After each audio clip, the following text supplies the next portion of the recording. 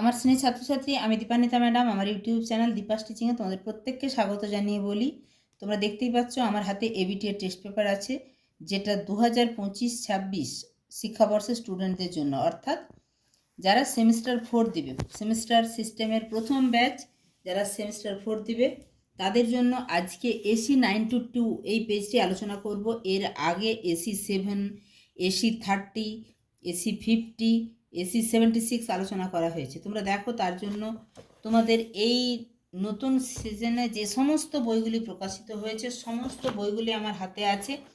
প্রত্যেকটি প্রশ্ন কোন বইতে তার উত্তর যথাযথ এবং সুন্দর আছে। সব বইতেই সুন্দর করে লেখা, কিন্তু তোমরা যথাযথ যতটুকু লিখলে এবং যে বই থেকে লিখলে তোমাদের সুবিধা হবে নোটসটা বানাতে, আমি সেই মতো রেডি করে দিচ্ছি।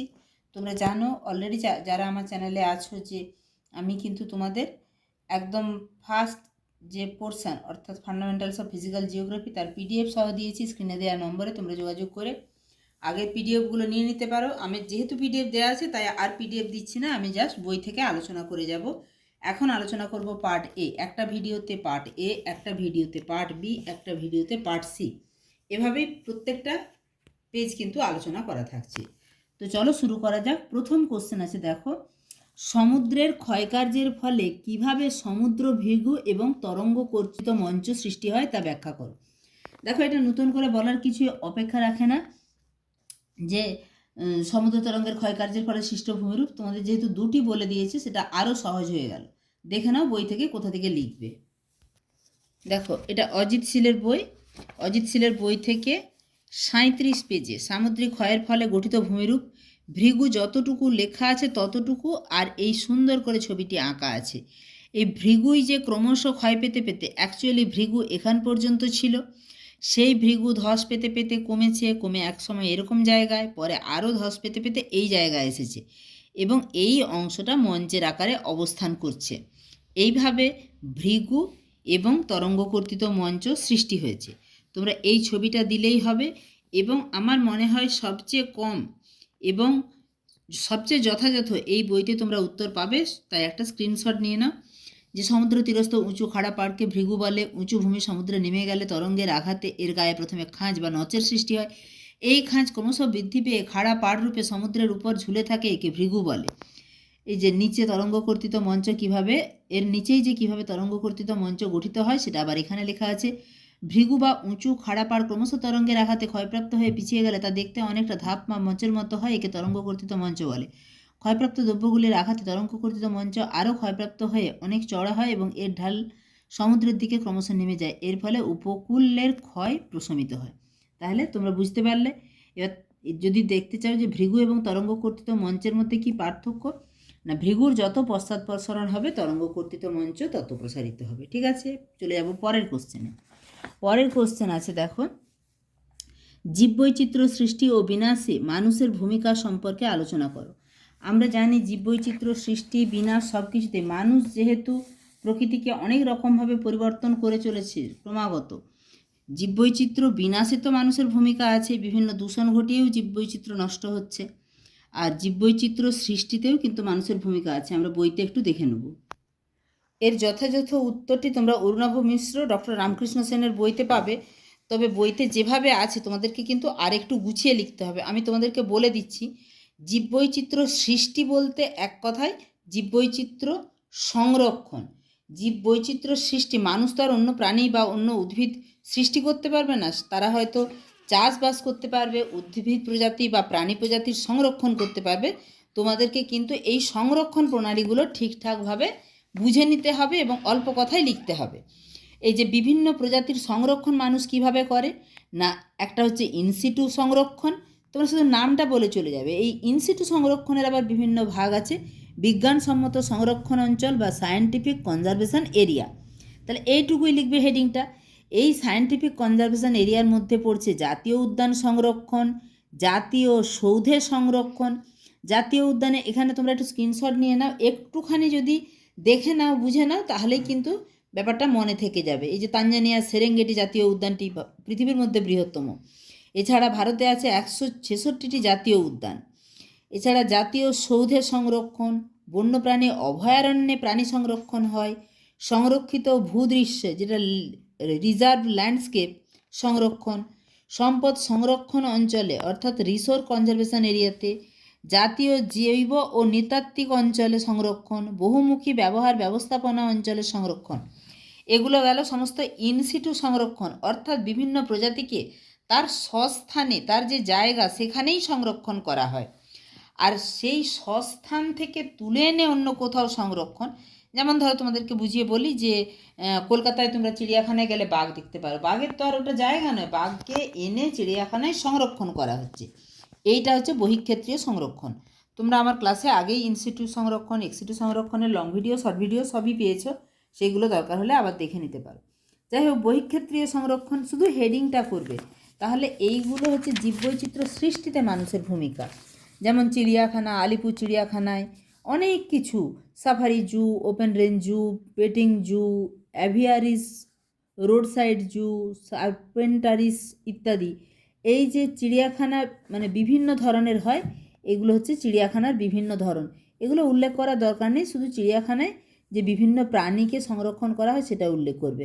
এছাড়া উদ্ভিদ উদ্যান, যেমন বোটানিক্যাল গার্ডেন আমাদের শিবপুরেই আছে, আচার্য জগদীশচন্দ্র বসু বোটানিক্যাল গার্ডেন। সেখানে বিভিন্ন প্রকার মানে শুধু উদ্ভিদ প্রজাতি নয়, বিভিন্ন প্রকার বিপন্ন উদ্ভিদ প্রজাতিও, এই যে 80,000 বিপন্ন উদ্ভিদ সহ 82 লক্ষ প্রজাতির উদ্ভিদ আছে।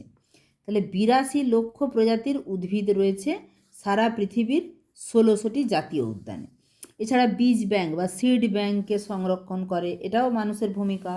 রেণু বা পোলেন সংরক্ষণ, কলা পালন বা টিস্যু কালচার, মেরিস্টেম সংরক্ষণ, জেনেটিক ইঞ্জিনিয়ারিং, জার্ম প্লাজম সংরক্ষণ।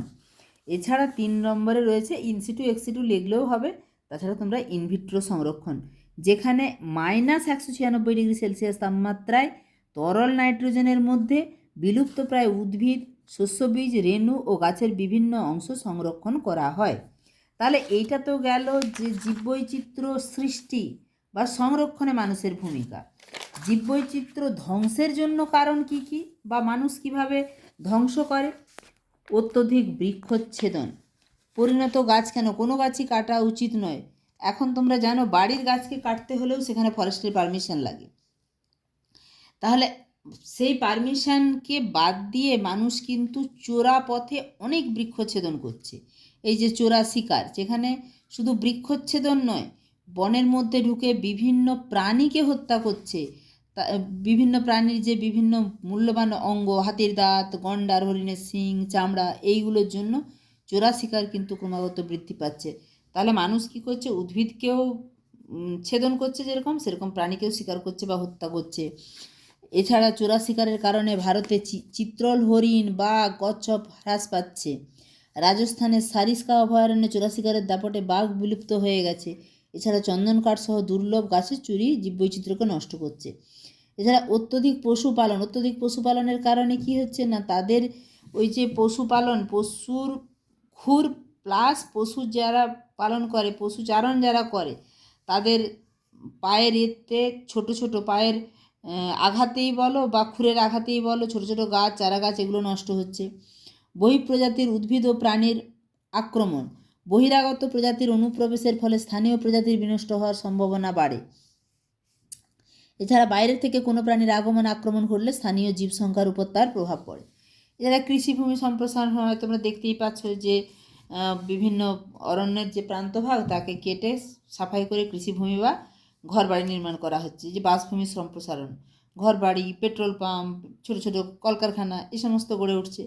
শিল্পায়নের প্রভাব, যেটা বলছিলাম আগে, যে দূষণ কিন্তু পরোক্ষভাবে বহু উদ্ভিদ এবং প্রাণী প্রজাতিকে ধ্বংস করছে। তাহলে এই সমস্ত কারণগুলো মানুষ কিন্তু জীববৈচিত্র্যকে নষ্ট করছে। চলে যাব আমরা পরের কোশ্চেনে। এখানে তোমাদের 3টে কোশ্চেন থাকবে, কিন্তু 2টো কোশ্চেন দেওয়া আছে। এরপরে 2 নম্বরের প্রশ্নগুলো, নিকবিন্দুতে জলপ্রপাত সৃষ্টি হয় কেন? নিকবিন্দু এমন একটা বিন্দু যেখানে, এটা আমি আগে অনেক ক্লাসে আলোচনা করছি বলে দেখাচ্ছি না, এই রকমভাবে যেই বিন্দুটা থেকে জল নিচে পড়ে, এই যে এটা কোনো কারণে ভূমিভাগের ঢাল নষ্ট হলে এখান থেকে জলটা নিচে পড়ে। তাই নিকবিন্দু এমন একটা বিন্দু যেটা ধীর ঢাল এবং দ্রুতগতির ঢাল বা খাড়া ঢালের মধ্যবিন্দু বা সংযোগস্থল। তাই এখান থেকেই জলটা লাফিয়ে পড়ে, তাই এখানেই নিকবিন্দুতেই জলপ্রপাতটা গঠিত হয়। পরের প্রশ্নে চলে যায়। আচ্ছা, এটা যদি তোমরা বইতে দেখতে চাও তাহলে মিশ্র সেনের বইতে 85 পাতায় দেখে নাও। রায়মার্টিনের তোমাদের যে হাজরা বণিকের বই, সেখানে 34 পাতায় জলপ্রপাত সৃষ্টিতে এখানে যে নিকবিন্দুর উপস্থিতিতে জলপ্রপাতের সৃষ্টি হয় সেটা লেখা আছে। অ্যাকচুয়ালি নিকবিন্দু হচ্ছে এই অংশটা। নদীর গতিপথে কঠিন ও কোমল শিলা অবস্থান করলে বৈষম্যমূলক ক্ষয়কার্যের ফলে কোমল শিলা দ্রুত ক্ষয়প্রাপ্ত হয়ে সৃষ্ট খাড়া ঢাল, এই যে এটা খাড়া ঢাল, নদীর প্রবাহপথে মালভূমির প্রান্তভাগের অবস্থা নিকবিন্দুর উপস্থিতিতে জলপ্রপাতের সৃষ্টি হয়। তাহলে এইটুকু লিখে দেবে, 2 নম্বরের তো ছবিটা এঁকে দিবে। চলে যাব পরের কোশ্চেনে। পরের কোশ্চেন, কোপেন প্রদত্ত জলবায়ুর শ্রেণীবিভাগের 3টি ত্রুটি লেখো। তাহলে কোপেনের জলবায়ু শ্রেণীবিভাগের ত্রুটি তোমরা অরুণাভ মিশ্র, রামকৃষ্ণ সেনের বইতে 85 পাতায় পেয়ে যাবে। ত্রুটি, কোপেনের জলবায়ু শ্রেণীবিভাগটি বিজ্ঞানী সমাজে আলোড়ন সৃষ্টি করে দিলেও এর বেশ কিছু ত্রুটির দিক রয়েছে। যেমন উষ্ণতা, বৃষ্টিপাত ছাড়া জলবায়ুর অন্যান্য উপাদান এই তত্ত্বে উপেক্ষিত হয়েছে। স্বাভাবিক উদ্ভিদের বণ্টনের উপর অধিক গুরুত্ব আরোপ করা হয়েছে। জলবায়ুর সীমানা নির্ধারণে ব্যাপক অসঙ্গতি রয়েছে। পার্বত্যভূমির ক্ষেত্রে কোপেনের জলবায়ু শ্রেণীবিভাগটি প্রযোজ্য নয়। কোপেনের জলবায়ু অঞ্চলে সুস্পষ্ট সীমানার নির্দেশ দিলেও 2 প্রকার জলবায়ুর মধ্যবর্তী সন্ধিস্থল সম্পর্কে সুস্পষ্ট ধারণা দেননি।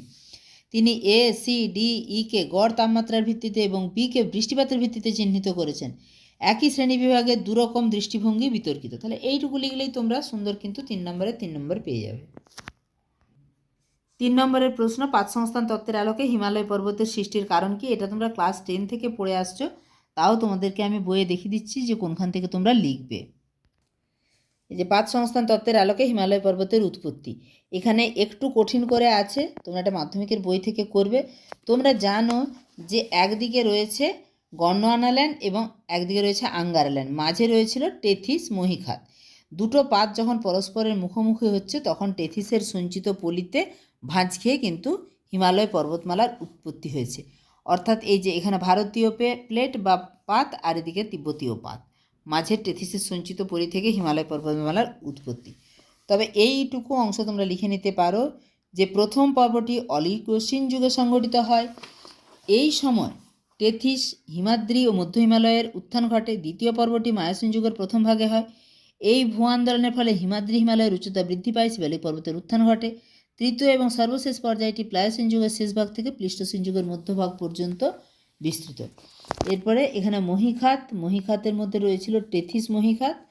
তো তারপরে একদম যেটা উৎপত্তি অভিসারী পাতসীমানা বরাবর ভারী মহাসাগরীয় পাত হালকা মহাদেশীয় পাতের তলদেশে প্রবেশ করতে বাধ্য হয়।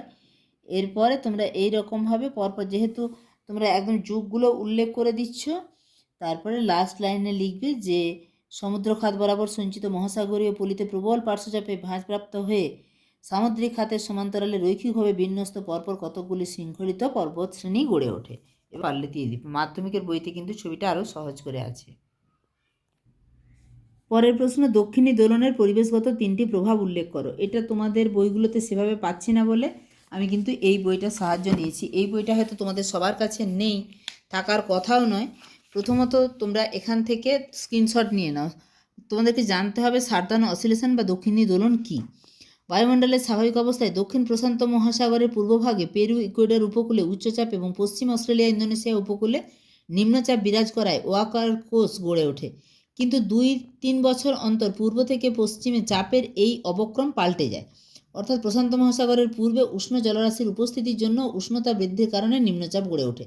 তাহলে যেখানে শীতল স্রোত ছিল সেখানে যদি কোনো কারণে নিম্নচাপের সৃষ্টি হয় এবং পশ্চিম দিকে, অর্থাৎ এই যে অস্ট্রেলিয়া উপকূলের কথা বলা হয়েছে, উচ্চচাপ বিরাজ করে, তখন দক্ষিণ প্রশান্ত মহাসাগরের পূর্ব ও পশ্চিম ভাগের মধ্যে বায়ুচাপের এই নাটকীয় পরিবর্তন বা দোলনকে বলে দক্ষিণী দোলন বা সার্দার্ন অসিলেশন। এর প্রভাবেই কিন্তু লা নিনা ঘটে, যেটা এই বছর অর্থাৎ 2025 সালে দেখা দিয়েছে। সেখানে তোমরা লা নিনার 3টে খারাপ প্রভাব লিখলেই হবে। প্রথমত, শুষ্ক আবহাওয়া কোথায় দেখা যায়? মধ্য পশ্চিম আমেরিকায় লা নিনার প্রভাবে আর্দ্র আবহাওয়ার পরিবর্তে শুষ্ক আবহাওয়া বিরাজ করে এবং আমাদের ভারত সহ দক্ষিণ পূর্ব এশিয়ায় আমরা দেখতেই পেলাম এবছর প্রচুর বৃষ্টিপাত হয়েছে। এটা কিন্তু 2 থেকে 3 বছর স্থায়ীও হয়। ফলে হয়তো আমরা পরবর্তী অর্থাৎ 26 সালেও দেখব যে এরকমই অতিবৃষ্টি হচ্ছে।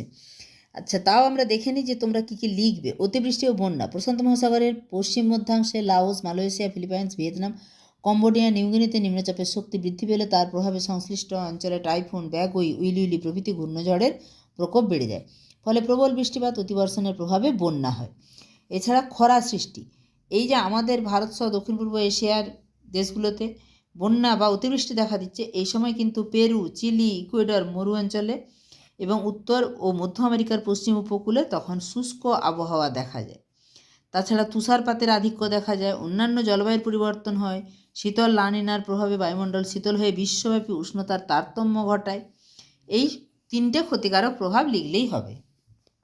পরের প্রশ্নের উত্তর আমি আর লিখে দিলাম না, কারণ হিমপ্রাচীর আমরা সবাই জানি উষ্ণ স্রোত এবং শীতল স্রোত। উষ্ণ স্রোতের যে নীল জলের রেখা এবং শীতল স্রোতের যে সবুজ জলের রেখা, যে পাশ বরাবর উষ্ণ স্রোত এবং শীতল স্রোত পাশাপাশি থাকে কিন্তু মিলিত হয় না, দুটো জল মিলিত হলেও রঙটা স্পষ্ট বোঝা যায়, তাকে বলে হিমপ্রাচীর।